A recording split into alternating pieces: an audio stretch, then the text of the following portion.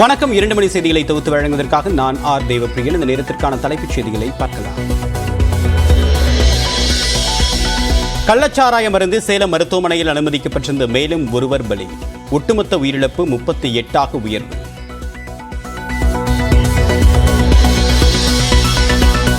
உயிர் பலி வாங்கிய கள்ளச்சாராயம் விற்றதாக இதுவரை 4 பேர் கைது. மேலும் 10 பேரை பிடித்து காவலர்கள் விசாரணை.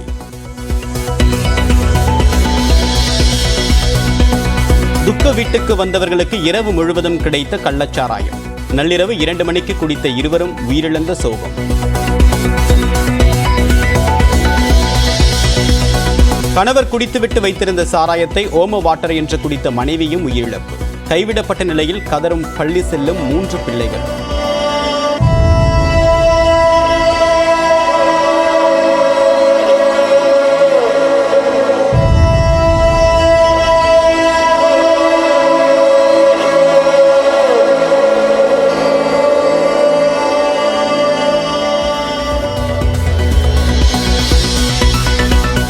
உடல் உழைப்பால் வலியை மறக்க குடிக்கச் சென்று சிகிச்சையில் உள்ள கருணாபுரம் சின்னசாமி.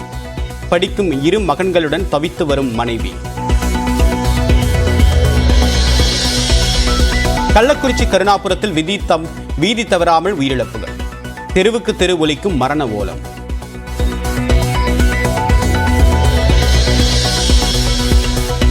மிகவும் வேதனைக்கு உள்ளாக்கிய கள்ளக்குறிச்சி நிகழ்வு நிகழ்ந்திருக்க கூடாது என்று முதலமைச்சர் மு க ஸ்டாலின் உருக்கம். எடுக்கப்படும் நடவடிக்கைகள் அனைத்தையும் கண்காணிப்பதாக எக்ஸ் தளத்தில் பதிவு.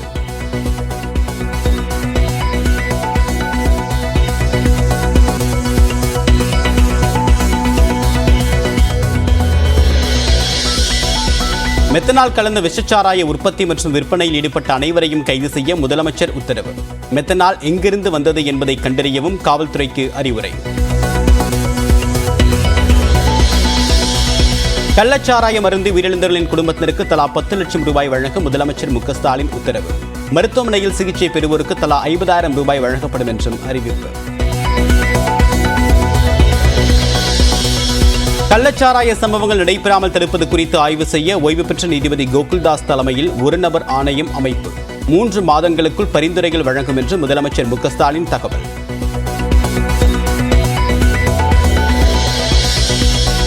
கள்ளக்குறிச்சியின் மைய பகுதியிலேயே கள்ளச்சாராயம் விற்கப்படுவதாக எடப்பாடி பழனிசாமி சரமாரி குற்றச்சாட்டு. அதிகாரம் மிக்க ஆளும் கட்சியினர் விற்பதால் காவல்துறையினர் நடவடிக்கை எடுப்பதில்லை என்றும் விமர்சனம். கள்ளக்குறிச்சி சோகம் எதிர்காலத்தில் நிகழாமல் காவல்துறையினர் தடுக்க வேண்டும். தமிழ்நாடு காங்கிரஸ் கமிட்டியின் தலைவர் செல்வ பெருந்தகை வலியுறுத்தல். கள்ளச்சாராயம் மருந்து சிகிச்சை பெற்று வருபவர்களை சந்தித்து ஆறுதல் கூறிய கள்ளக்குறிச்சி மாவட்ட ஆட்சியர் பிரசாந்த். உயிரிழந்தவர்களின் குடும்பத்தை சந்தித்து இரங்கல் தெரிவித்தார்.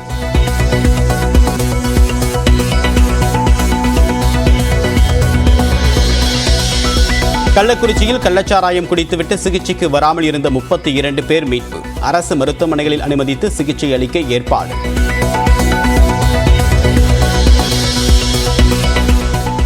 கள்ளச்சாராய வழக்கை சிபிஐ விசாரணைக்கு மாற்றக்கோரி சென்னை உயர்நீதிமன்றத்தில் மேல்முறையீடு.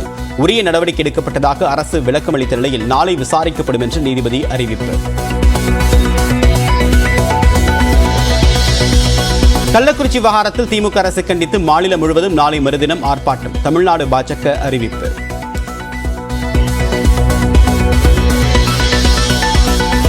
கள்ளக்குறிச்சி கள்ளச்சாராய விவகாரத்தில் உயிரிழந்தவர்களுக்கு சபாநாயகர் இரங்கல். பேரவை அதிர்ச்சியும் துயரமும் கொள்வதாக சட்டப்பேரவையில் பேச்சு.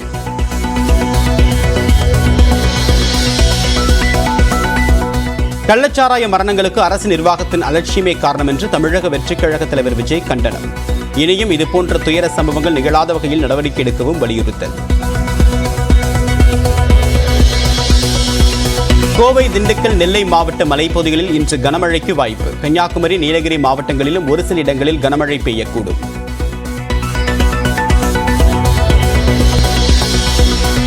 நீட் தேர்வு முறைகேடு புகார் தொடர்பாக தேசிய தேர்வு முகமை அவசர ஆலோசனை. மத்திய கல்வித்துறை செயலர் சஞ்சய் குமார் தலைமையில் அதிகாரிகள் பங்கேற்பு.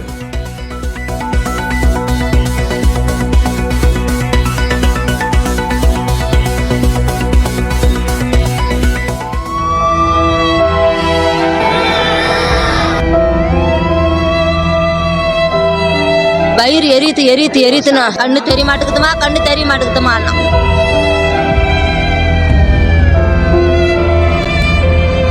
இந்த சாராய கடை ஒழிக்கணும் சாமி.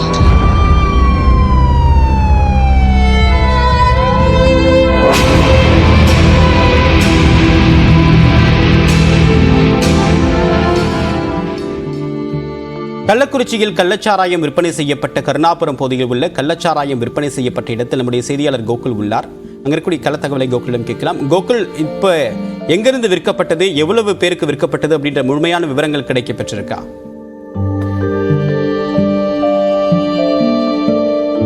நம்ம இருக்கக்கூடிய இடம் அந்த கள்ளக்குறிச்சி பகுதியுடைய கருணாபுரம் பகுதி. இங்கே தான் வந்து இந்த கள்ளச்சாராயமானது விற்பனை செய்யப்பட்ட இடம். இங்கே ஏற்கனவே கைது செய்யப்பட்டிருக்கக்கூடிய தாமோதரன், அதாவது கண்ணுக்குட்டியுடைய தம்பி தாமோதரன் இருந்த வீடு. இங்கிருந்து தான் இந்த கள்ளச்சாராயமானது விற்பனை செய்யப்பட்டிருக்கிறது. குறிப்பாக 3 இடத்துல இந்த கருணாபுரம் பகுதியிலிருந்து இந்த கள்ளச்சாராயமானது விற்பனை செய்யப்பட்டிருக்கு. அதாவது ஒரு இடத்தில் இந்த கருணாபுரத்துடைய அந்த ஊருடைய ஒதுக்குப்புறத்தில் வந்து ஒரு ஆற்றங்கரை இருக்கு. அந்த ஆற்றங்கரையில விற்பனை செஞ்சிருக்காங்க. இந்த இடத்துக்கு பேர் வந்து இது சாராய கடை. இந்த சாராய கடைங்கிற இடமே இங்க வந்து யாரை கேட்டாலும் இந்த சாராய கடைன்னு சொல்றாங்க. இங்க ஒருத்தர் காமிக்கக்கூடிய அந்த காட்சிகளை பார்க்கலாம். அந்த கள்ளச்சாராயத்தோடைய பாக்கெட் அந்த காட்சிகளை பாக்குறீங்க. தொடர்ந்து இந்த இடம் வந்து ஒரு சாராய கடையாகவே செயல்பட்டு வந்திருக்கக்கூடிய இடமா இருந்திருக்கு. இந்த இடம் முழுவதுமே இங்கதான் வந்து 24 மணி நேரமும் இந்த சாராயம் வந்து இந்த பகுதியில் கிடைச்சிக்கிட்டு இருந்திருக்கு. குறிப்பா வந்து இந்த கருணாபுரம் பகுதியில் வந்து தெருவுக்கு தெரு இப்போ வந்து வீதிக்கு வீதி மரண ஓலங்களை பார்க்க முடிகிறது. ஏறக்குறைய இந்த ஒரே பகுதியில் 23 பேர் உயிரிழந்திருக்காங்க. இந்த கருணாபுரம் பகுதி வந்து இந்த தாமோதரன் மற்றும் அந்த கண்ணுக்குட்டியுடைய விவரங்களை விசாரிக்கும் போது ஏறக்குறைய 25 வருஷத்துக்கு மேலாக இந்த சாராய விற்பனையில் ஈடுபட்டு வருவதாக சொல்றாங்க. இந்த இடம் வந்து அதாவது இந்த தாமோதரன் வீடு இருக்கக்கூடிய இந்த வீட்டுக்கு பின்புறம் இந்த சாராய கடையாக ஒரு கடையாகவே செயல்பட்டு வந்திருக்கு. குறிப்பா ஏறக்குறைய இங்கே இந்த பகுதிக்கு பக்கத்திலே ஒரு குடோன் மாதிரி ஒரு இடத்துல வச்சு இந்த சாராயத்தை பதுக்கி வச்சுலாம் விற்பனை செஞ்சிருக்கதா சொல்றாங்க. வாடகைக்கு ஒரு வீடு எடுத்து ஒரு குடோன் மாதிரி வச்சு அங்க பதுக்கி வச்சதா சொல்றாங்க. இந்த கருணாபுரத்துக்கும் இந்த கள்ளக்குறிச்சி காவல் நிலையத்துக்கும் ஏறக்குறைய வெறும் 300 மீட்டர் தான் இருக்கு. 300 மீட்டர் அந்த காவல் நிலைய தொலைவிற்கும் இந்த இடம் செயல்படக்கூடிய இடத்திற்கும் 300 மீட்டர் தான் இருக்கு. இந்த பொதுமக்கள்கிட்ட பேசும்போது அவங்க வைக்கக்கூடிய ஒரு முக்கியமான குற்றச்சாட்டு, தொடர்ந்து இந்த கள்ளச்சாராய விற்பனை என்பது இங்க பல ஆண்டுகளாக நடக்குது, பல நாட்களாக நடக்குது. இது குறித்து புகார் குறித்து எந்தவித ஒரு நடவடிக்கை எடுக்கலைங்கிற ஒரு தகவலை சொல்றாங்க. அதே நேரத்தில் ஏறக்குறைய ஒரு 300 மீட்டர் தொலைவில் இருக்கக்கூடிய காவல் நிலையத்திலேயே அருகாமையிலேயே இந்த கள்ளச்சாராயம் விற்பனைங்கிறது ஒரு பெரிய அதிர்ச்சியை ஏற்படுத்தியிருக்கிறது. காவல் நிலையத்துக்கு பக்கத்திலேயே கள்ளக்குறிச்சியுடைய நீதிமன்ற வளாகமும் இங்கே தான் இருக்கு. கிட்டத்தட்ட இந்த கருணாபுரம் பகுதியில் மட்டும் 23 உயிரிழப்பு நடந்திருக்கு. ஒவ்வொரு வீதியிலையும் மரண ஓலங்களை பார்க்க முடியுது. ஒவ்வொரு வீதியிலையும் சடலங்களா இருக்கு. அனைவருமே ஒரே உறவினர்களா இருக்காங்க, ஒரே குடும்பத்தை சேர்ந்தவங்களா இருக்காங்க, சொந்தக்காரங்களா இருக்காங்க. அவங்க எல்லாருமே இந்த கள்ளச்சாராயத்தை வந்து குடிச்சதுல வந்து இந்த உயிரிழந்து பெரிய சோகத்தை இந்த பகுதி முழுவதுமே ஏற்படுத்தியிருக்கிறது. இந்த கருணாபுரம் பகுதி என்பது கள்ளக்குறிச்சி நகரத்துல ஒரு மைய பகுதியா இருக்கு. இந்த கருணாபுரங்கிற பகுதி எல்லாருக்குமே தெரியக்கூடிய பகுதியா இருக்கு. இது கிராமப்புறமும் வேற எந்த பகுதியும் இல்லை. அதே நேரத்தில் கருணாபுரத்துல மட்டும்தான் இந்த கள்ளச்சாராயம் வந்து விற்பனை செய்யப்படுதாங்கிறது தவிர அங்க அருகாமையில் கள்ளக்குறிச்சி அருகாமையில் இருக்கக்கூடிய கிராமத்தில் இருக்கவங்களும் இங்கிருந்து சாராயத்தை வாங்கிட்டு போயிருக்காங்க. இந்த கருணாபுரத்தில் பகுதியில் இருக்க மக்கள் மட்டும் குடிக்காம அருகாமையில் இருக்கக்கூடிய கிராமத்தை, கள்ளக்குறிச்சி நகரத்தை சுற்றி இருக்கக்கூடிய அருகாமையில் இருக்கக்கூடிய அந்த வீரசோழபுரம், அப்படி பல கிராமங்கள் பேரை சொல்றாங்க. அந்த கிராமத்துடைய பல மக்கள் வந்து இங்கிருந்து வாங்கிட்டு போறாங்க. இங்க கிளை, அதாவது ஒவ்வொரு பகுதியாக இந்த கள்ளச்சாராயம் வந்து இங்கிருந்து சப்ளை செய்யப்பட்டிருக்கு. சில கிராமங்களுக்கு மொத்தமாக கொடுத்து விட்டு அங்கே விற்பனை செய்யப்பட்டிருக்கு. அதே நேரத்தில் பல பகுதியில், அதாவது திருவிழாக்கள் உள்ளிட்ட நடக்கிற இடத்துல அங்கேயே ஒரு டெம்பரவரியா ஒரு சாராய கடை மாதிரி நடத்தி அங்கேயும் இந்த சாராயத்தை எல்லாம் விற்பனை செஞ்சிருக்காங்க. இது மாதிரி இந்த கொட்டாயை போட்டு பல இடங்கள்ல இந்த சாராயத்தை பதுக்கி வச்சிருக்காங்க. நேற்று இந்த இடத்துல காவல்துறை வந்து சோதனை பண்ணி ஏறக்குறைய மொத்தமா வந்து இந்த கள்ளக்குறிச்சி டிஸ்ட்ரிக்ட்ல இது வரைக்கும் வந்து ஒரு 1000 லிட்டர் கள்ள சாராயமானது பறிமுதல் செய்யப்பட்டிருப்பதாக சொல்லப்படுகிறது. அதற்கான அந்த மெட்டீரியல் அதுக்குள்ள பொருட்கள் எல்லாம் பறிமுதல் செய்யப்பட்டிருக்கு. பக்கத்திலேயே ஒரு வீடை வந்து சாராய விற்பனை பதுக்கி வைப்பதற்காக ஒரு வீடை வாடகைக்கு எடுத்திருக்காங்க. ஆற்றங்கரையோரம், அதாவது மாலை நேரத்தில் காலை நேரத்துல எல்லாம் ஆற்றங்கரையோரம் அந்த சாராய விற்பனை நடந்திருக்கு, ஊருக்குள்ளேயும் நடந்திருக்கு. காவல் நிலையத்துக்கு அருகாமையில் இந்த பகுதியில் வந்து ஒரு நகரத்துடைய மைய பகுதியில் இந்த சாராய விற்பனையினால இது மாதிரி ஒரு பெரிய ஒரு சோகமான நிகழ்வு. ஏறக்குறைய இதுவரை 38 உயிரிழப்பு என்பது கள்ளக்குறிச்சி மட்டுமில்லாமல் தமிழகத்தையே ஒரு உழுக்கக்கூடிய ஒரு நிகழ்வாக பார்க்கப்படுகிறது. நம்ம இருக்கக்கூடிய அந்த வீடு வந்து தாமோதரனுடைய வீடு. கண்ணுக்குட்டியுடைய சொந்த தம்பி இவர். கண்ணுக்குட்டியை விசாரிக்கும் போது பல வருஷமா அந்த கள்ளச்சாராயத்தை விற்பனை செஞ்சு வர்றாரு. அதே நேரத்தில் கண்ணுக்குட்டி நேரடியா இப்ப சில நாட்களா கள்ளச்சாராயத்தை விற்பனை செய்யறது இல்லையா. அவர் வந்து அந்த பைக்ல சுத்துறது, போய் யாராவது போலீஸ் வர்றாங்களா, மத்தவங்க வர்றாங்கிறத கண்காணிக்கிற வேலையை மட்டும்தான் பண்ணிக்கிட்டு இருக்காரு. தாமோதரன் தான் நேரடி விற்பனையில வந்து சாராயத்தை வந்து இவர் வீட்டில், அதாவது இது வந்து தாமோதரனோட வீடு. இந்த வீட்டில இருந்து பக்கத்துல பின்னாடி கொட்டாயை போட்டு அது ஒரு சாராய கடை மாதிரியே இந்த கடையானது செயல்பட்டு வந்திருக்கு. தொடர்ந்து காவல்துறை வந்து நேற்று இந்த வீட்டில் வந்து சோதனை பண்ணி பல அந்த சாராயத்துக்கு வைக்கப்பட்டிருந்த பாக்கெட் உள்ளிட்டவை எல்லாம் பறிமுதல் செஞ்சிருக்காங்க. இந்த பகுதியில் யாரை கேட்டாலும் இந்த தாமோதரனை வீடை சொல்றாங்க. அதாவது சாராய கடை இங்கதான் நடக்குங்கிற பகுதியை வந்து யார் சிறியவர்கள் முதல் யாரை கேட்டாலுமே இந்த பகுதியை சொல்றாங்க. ஏறக்குறைய ஒரு 3 வீட்டில் நடந்திருக்கு. 2 தோப்பு, அதாவது ஆற்றங்கரை ஓரம் இருக்கக்கூடிய தோப்பு உள்ளிட்ட இடங்கள்லையும் வெளிப்படையாவே, அதாவது மறைமுக சாராய விற்பனை இல்லாமல் வெளிப்படையாவே இந்த சாராய விற்பனை என்பது நடந்திருக்கு. காவல்துறை வந்து இதை பெருசா ஒரு நடவடிக்கை எடுக்கலைங்கிற ஒரு தகவலையும் சொல்றாங்க.